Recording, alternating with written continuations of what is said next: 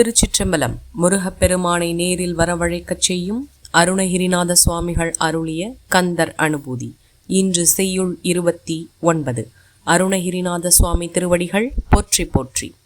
இல்லே எனுமாயில் எட்டனை நீ பொல்லே நறியாமை பொறுத்திலையே மல்லே புரி பன்னேருவாகுவில் என் சொல்லே புனையும் சுடர்வேலவனே.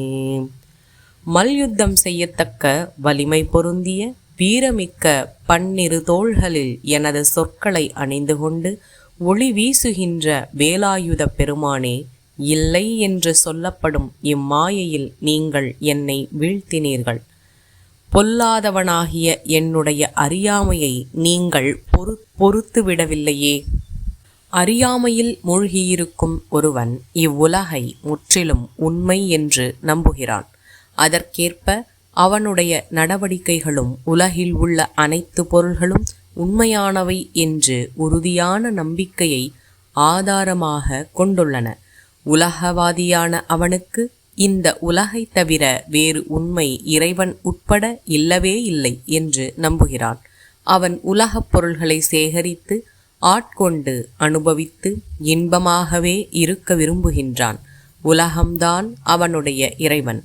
இப்படியாக அவனுக்கு மாயை என்பது இந்த இடத்தில் உலகம் என்று பொருள், ஒரு யதார்த்த உண்மை.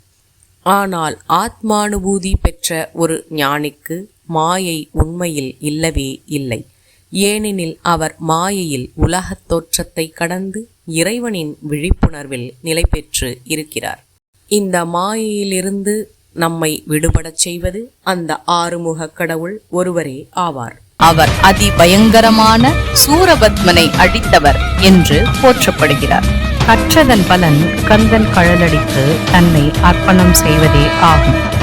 இனி கந்தன் தருவான் எதிர்காலம். திருச்சிற்றம்பலம்.